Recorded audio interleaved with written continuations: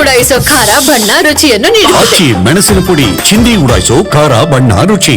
ಸಹಾಯ ಕೇಳಿ ಬಂದ ಯುವತಿ ಮೇಲೆ ಗ್ಯಾಂಗ್ ರೇಪ್ ಆಗಿದೆ ಅನ್ನುವಂತ ಶಂಕೆ ವ್ಯಕ್ತವಾಗ್ತಾ ಇದೆ. ಮಂಗಳೂರಿನಲ್ಲಿ ಹೊರ ರಾಜ್ಯದ ಯುವತಿ ಮೇಲೆ ಅತ್ಯಾಚಾರ ಆಗಿದೆ. ಆಟೋ ಚಾಲಕ ಹಾಗೂ ಸ್ನೇಹಿತರಿಂದ ಹೀನ ಕೃತ್ಯ ಎಸಗಲಾಗಿದೆ ಅನ್ನುವಂತ ಮಾಹಿತಿ ಲಭ್ಯವಾಗಿದೆ. ಮಂಗಳೂರು ಹೊರವಲಯದ ಕಲ್ಲಾಪು ಬಳಿ ನಡೆದಿರುವಂತಹ ಘಟನೆ ಇದು. ನಿರ್ಜನ ಪ್ರದೇಶದಲ್ಲಿ ಅರೆ ಪ್ರಜ್ಞಾವಸ್ಥೆಯಲ್ಲಿ ಯುವತಿ ಬಿದ್ದಿದ್ರು. ಯುವತಿಗೆ ಅಮಲು ಪದಾರ್ಥವನ್ನ ನೀಡಿ ಅತ್ಯಾಚಾರ ಮಾಡಿದ್ದಾರೆ ಎನ್ನುವಂತ ಶಂಕೆ ವ್ಯಕ್ತವಾಗ್ತಾ ಇದೆ. ಉಳ್ಳಾಲ ಪೊಲೀಸರಿಂದ 3 ಆರೋಪಿಗಳ ಬಂಧನವೂ ಆಗಿದೆ. ಪ್ರಭುರಾಜ್, ಮಿಥುನ್, ಮಣಿಯನ್ನ ಪೊಲೀಸರು ಬಂಧಿಸಿದ್ದಾರೆ. ಇದಕ್ಕೆ ಸಂಬಂಧಪಟ್ಟಂತೆ ಅನುಪಮ್ ಅಗರ್ವಾಲ್ ಅವರು ಮಂಗಳೂರು ಕಮಿಷನರ್ ಮಾಹಿತಿಯನ್ನ ಕೊಟ್ಟಿದ್ದಾರೆ. ಏನಾಯ್ತು ಏನ್ ಕತೆ ಅಂತ. ಆಕೆ ನಿರ್ಜನ ಪ್ರದೇಶದಲ್ಲಿ ಅರೆ ಪ್ರಜ್ಞಾವಸ್ಥೆಯಲ್ಲಿ ಬಿದ್ದಿದ್ದಂತೆ. ಅದೇ ಸಂದರ್ಭದಲ್ಲಿ ಸ್ಥಳೀಯರ ಆಕೆಯನ್ನ ಕಾಪಾಡಿದ್ದಾರೆ.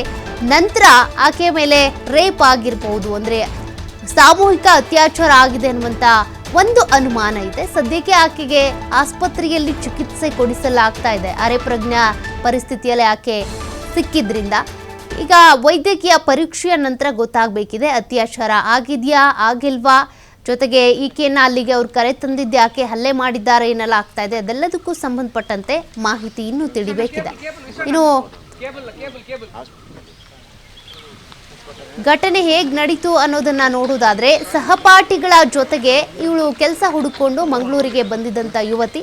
ಪಶ್ಚಿಮ ಬಂಗಾಳದ ಕುಚ್ ಬಿಹಾರ್ ಮೂಲದವಳಾದ ಈ ಯುವತಿ ಕೆಲಸ ಹುಡುಕೊಂಡು ಮಂಗಳೂರಿಗೆ ಬಂದಿದ್ಲು. ಕೇರಳದ ಫ್ಲೈವುಡ್ ಕಂಪನಿಯಲ್ಲಿ ಕೆಲಸ ಮಾಡ್ಕೊಂಡಿದ್ದಂತ ಸಂತ್ರಸ್ತೆ ಈಕೆ. ಮಂಗಳೂರಿನಲ್ಲಿ ಬೇರೆ ಸಂಸ್ಥೆಯಲ್ಲಿ ಕೆಲಸ ಸಿಗುತ್ತೆ ಅನ್ಕೊಂಡು ಬಂದಿದ್ಲು. ಅವಕಾಶದ ಬಗ್ಗೆ ಮಾಹಿತಿ ಗೊತ್ತಾಗಿ ಇದೇ ಕಾರಣಕ್ಕೆ ಗೆಳೆಯನ ಜೊತೆ ಮಂಗಳೂರಿಗೆ ಬಂದಿದ್ಲು.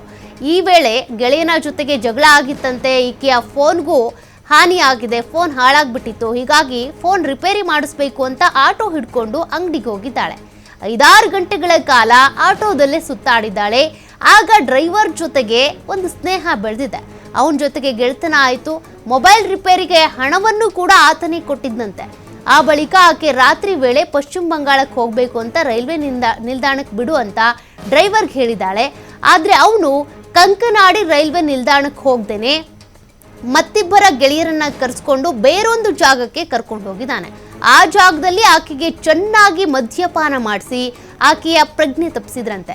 ಪ್ರಜ್ಞೆ ಬಂದಾಗ ಅತ್ಯಾಚಾರ ನಡೆದಿರೋದು ಆಕೆ ಗಮನಕ್ಕೆ ಬಂದಿದೆ. ಈ ವೇಳೆ ಕೂಗಾಡೋದಕ್ಕೆ ಶುರು ಮಾಡಿದಾಗ ಆಕೆಯನ್ನ ಬಿಟ್ಟು ಪರಾರಿಯಾಗಿದ್ದಾರೆ. ಆ ಬಳಿಕ ಸ್ಥಳೀಯರ ಸಹಾಯದೊಂದಿಗೆ ಪೊಲೀಸರನ್ನ ಸಂಪರ್ಕ ಮಾಡಿದ್ದಾಳೆ. ಅವಳ ದೂರಿನ ಆಧಾರದ ಮೇಲೆ ಈಗ ಅತ್ಯಾಚಾರ ಪ್ರಕರಣ ದಾಖಲಾಗಿದೆ. ಸದ್ಯ ಈ ಪ್ರಕರಣದ ತನಿಖೆಯನ್ನ ನಡೆಸಿ 3 ವಶಕ್ಕೆ ಪಡ್ಕೊಂಡಿದ್ದಾರೆ ಪೊಲೀಸರು. ಈಗ ವೈದ್ಯಕೀಯ ಪರೀಕ್ಷೆ ಆದ ನಂತರ ಅತ್ಯಾಚಾರ ಆಗಿದೆ ಅಂತ ಅಂದ್ರೆ ಅದಕ್ಕೆ ಸಂಬಂಧಪಟ್ಟಂತೆ ನೆಕ್ಸ್ಟ್ ತನಿಖೆಯನ್ನು ಶುರು ಮಾಡ್ತಾರೆ. ಅವರ ವಿರುದ್ಧ ಆಕ್ಷನ್ ತೆಗೆದುಕೊಳ್ತಾರೆ. ಅಂದರೆ ಪೊಲೀಸರು ಈಗ ಕೋರ್ಟಿಗೆ ಹಾಜರುಪಡಿಸಬೇಕು, ನಂತರದಲ್ಲಿ ಕಸ್ಟಡಿಗೆ ತೆಗೆದುಕೊಳ್ಬೇಕು, ತನಿಖೆ ಆಗಬೇಕು, ಅವೆಲ್ಲ ಪ್ರಕ್ರಿಯೆಗಳು ಕೂಡ ಶುರುವಾಗ್ತವೆ.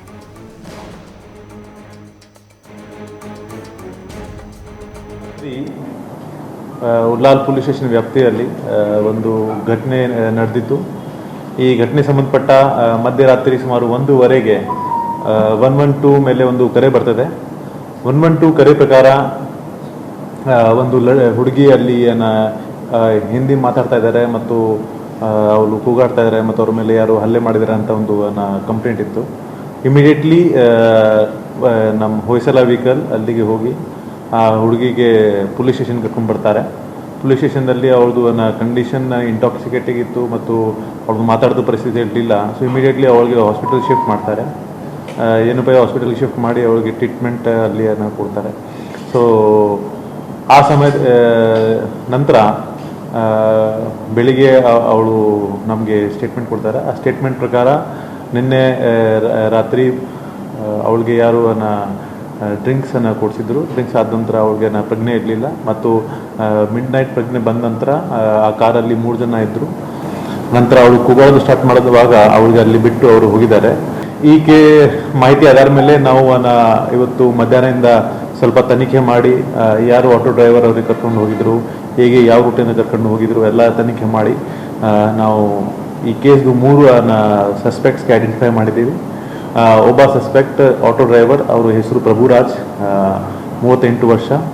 ಇವರು ಈಗ ಮುಲ್ಕಿಯಲ್ಲಿ ವಾಸ ಮಾಡ್ತಾರೆ ಮತ್ತು ಸುಮಾರು ಒಂದು 10 ವರ್ಷಕ್ಕಿಂತ ಹೆಚ್ಚು ಪೀರಿಯಡಿಂದ ಆಟೋ ಡ್ರೈವಿಂಗ್ ಕೆಲಸ ಮಾಡ್ತಾಯಿದ್ದಾರೆ ಸಿಟಿ ಭಾಗದಲ್ಲಿ. ಸೊ ನಿನ್ನೆ ಮಧ್ಯಾಹ್ನ 2:00ವರೆಗೆ ಈ ಆಟೋ ಡ್ರೈವರ್ ಅವಳಿಗೆ ಪಿಕಪ್ ಮಾಡಿ ಮೊಬೈಲ್ ಶಾಪಿಗೆ ಕರ್ಕೊಂಡು ಹೋದರು ಮತ್ತು ಅವ್ರ ಜೊತೆಗೆ ಫುಲ್ ಡೇ ಸ್ಪೆಂಡ್ ಮಾಡಿದ್ರು.